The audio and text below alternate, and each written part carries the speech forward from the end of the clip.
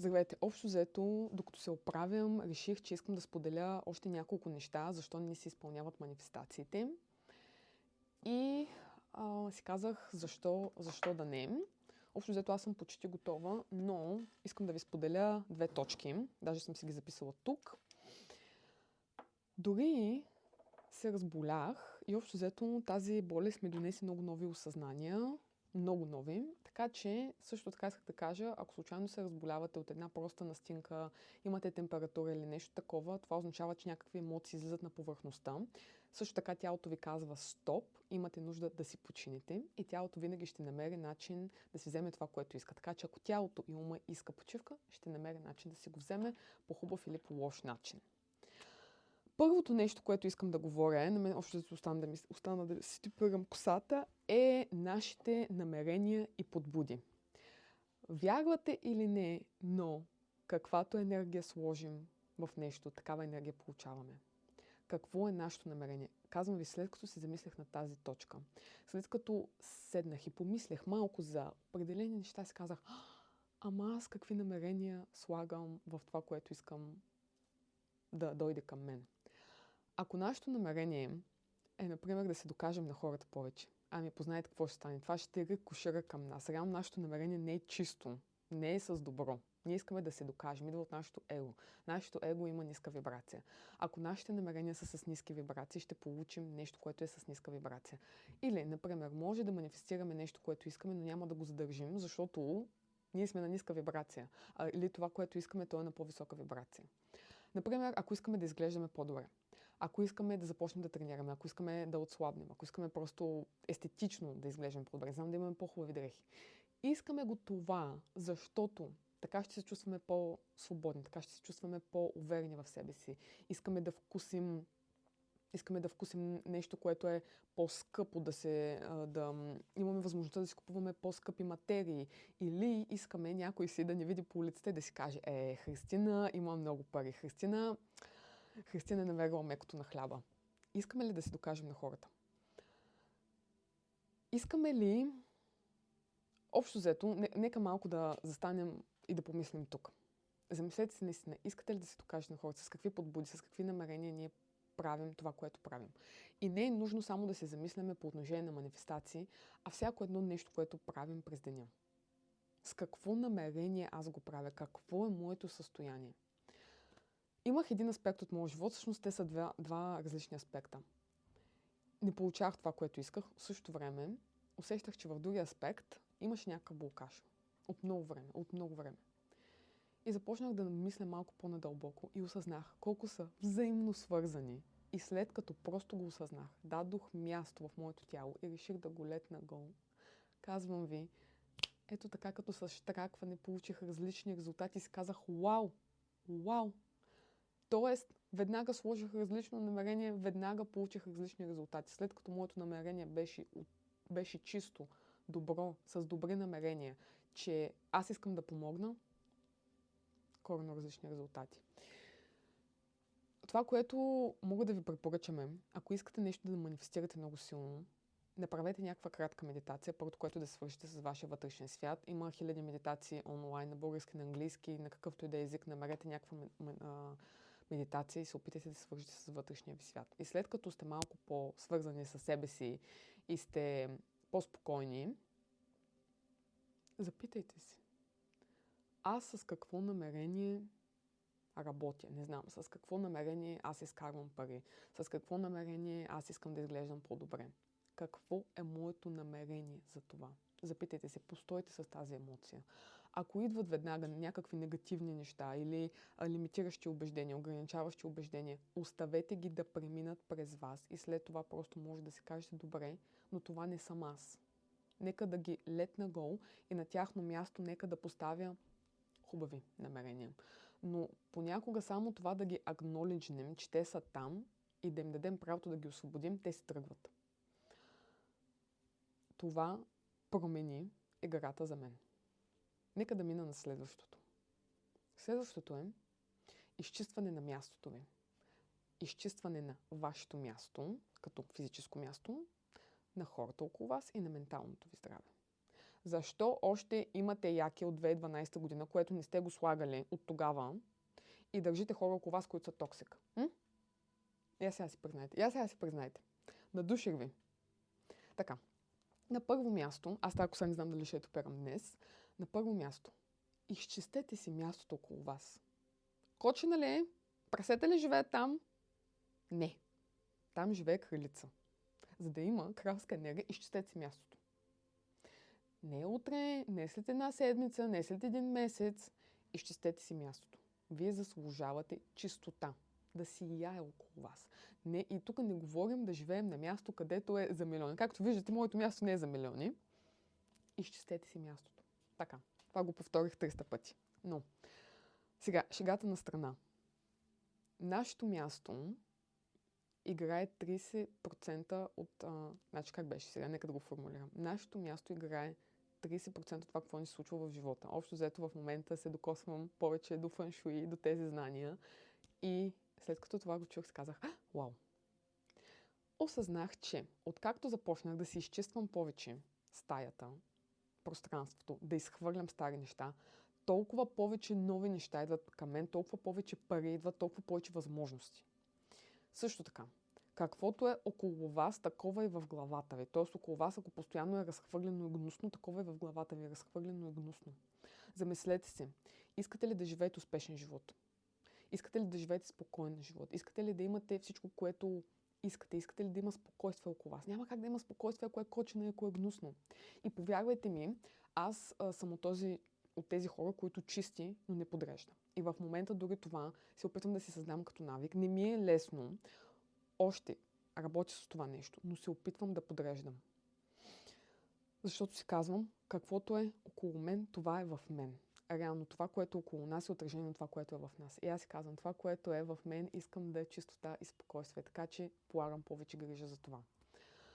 Беше ми трудно да се разделя с някои вещи, но се питам, това аз ли съм? Или това е Христина от преди една година? Това аз ли съм? Или това е Христина преди 2 години? Аз си благодаря, аз се уважавам, но тя вече е там в миналото. Казвам ви, разделете се с тези бижута, разделете се с тези дрехи, разделете се с това яки, разделете се с тази чанта, разделете се с тези неща и дайте място на нова енергия, дайте място на новия човек, на това, което сте в момента.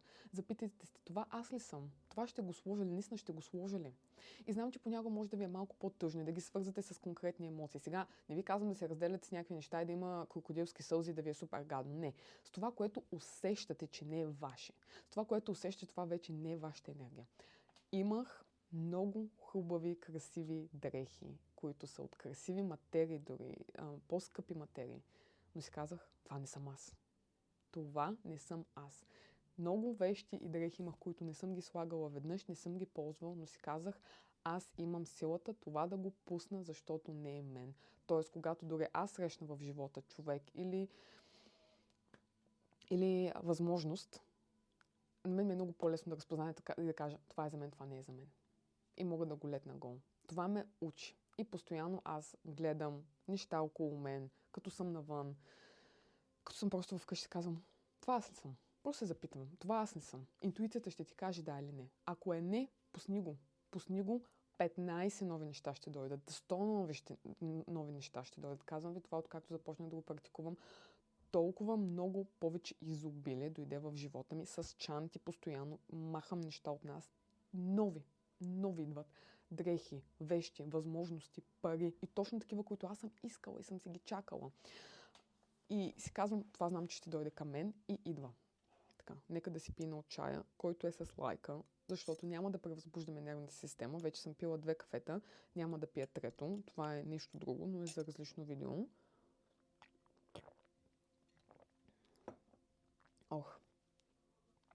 Така, това беше за мястото. Малко се отплеснах, но наистина исках да го стресна това enough, защото при мен промени всичко. Второто нещо. Хора. Защо си пишете и излизате с още този токсичен приятел? Замислете се какви хора имате около вас. Замислете се наистина каква енергия вие влагате в хората около вас. Това идва ли към вас пак? Имам предвид, че ако влагате красива, хубава енергия, вие давате, наливате. Този човек налива ли също към вас? Този човек налива ли същото към вас? Този човек дава ли ви нещо? Инспирира ли ви? Вдъхновява ли ви? Помага ли ви? Можете ли да споделите с него вашите мечти? Можете ли с него да направите нещо ново? Има ли хубава енергия около него? Вашата интуиция, вашата душа какво ви казва? Да или не? Просто попитайте вашата интуиция, вашата душа. Тя знае. Трябва да се научим да пускаме. Знам, че това е може би една от най-тежките и неприятни теми и хората много се тръгърват, включително и аз по това още работя, но съм работила години наред. Пуснете го. Просто това, което не е за вас. Пуснете го. Няма как да очакваме да дойдат новите възможности, новите хора за нас, а ние не можем да пуснем един човек, не можем да пуснем една грозна рокля и си ги стискаме и така. Пуснете ги! Пуснете ги! Отворете вратата! Пуснете ги! Съвсем сериозна съм в момента. Наистина се замислете просто на къде ви отива енергията, върху какви хора се фокусирате. Понякога, казвам ви, може да пуснете един човек и просто коренно да ви се промени живота. Не усещаме как нашата енергия се изсмуква от конкретен човек. И нашата енергия, чуйте това, може да се изсмуква дори без да комуникираме. Ако, например, той ни дразни и има някакъв блокаж там и ние постоянно мислим за него, ние му даваме нашата енергия. Ние просто така, като с едно въженце, постоянно му изпращаме енергия към него и той смучи. И той смучи. Скъсайте тази корда. Буквално. Има такава практика да си представите как с някой човек кордата между вас, въжето между вас, прекършете го, изпратете му любов и го пуснете.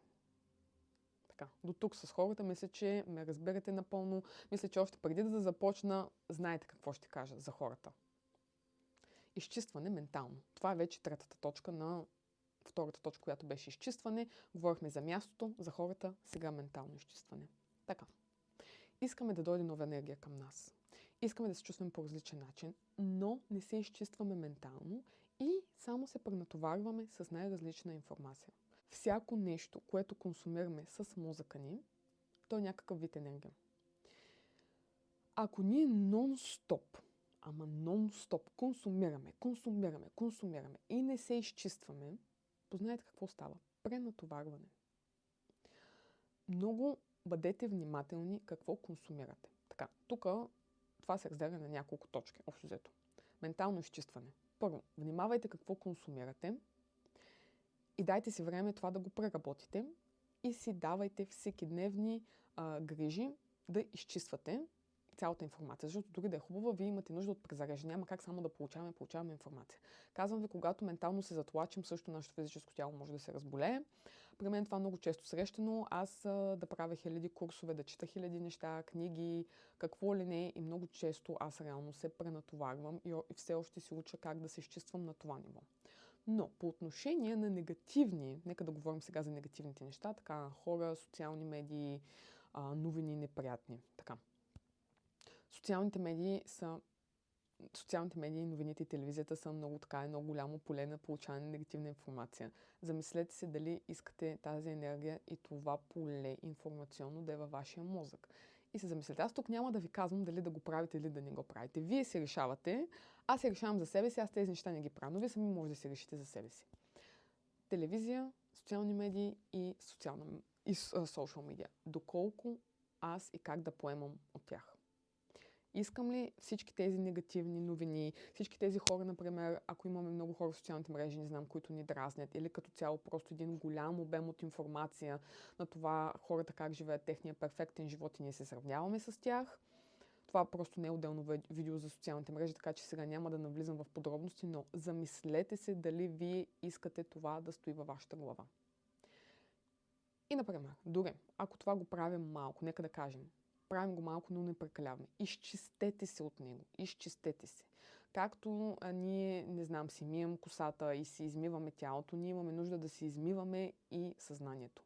Медитирайте. направете някаква дихателна практика, направете йога, отидете побягайте. Нещо направете за вашето съзнание. Всеки дневно. Ако не сте свикнали това да го правите и за първ път започвате да го правите, добре, направете го поне, 3 пъти в седмицата, за да свикнете. И също така, по отношение на хубавото натоварване, отново, замислете се колко може да поемете. Много добре, просто си дайте сметка колко може да поемете, защото нашето съзнание поема прекалено много в днешно време. Т.е. дори да е учене академично, четене на книга. Говоря в момента информационна...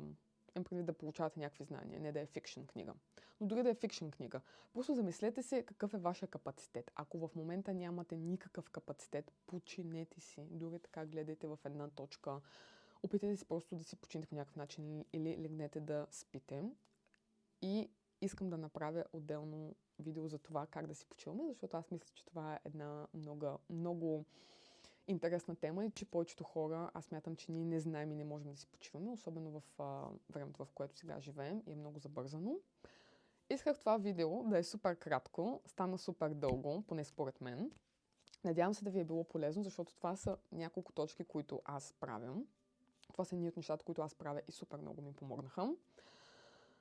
Оставям го до тук и продължаваме нататък с видеята. Така че пожелавам ви лек ден, пожелавам ви да изчистите пространството си ментално, физически, психически по всякакъв начин и ви пожелавам да получите това, което искате по най-лесния и възможен начин. И ви изпращам приятна, любовна, сияйна енергия.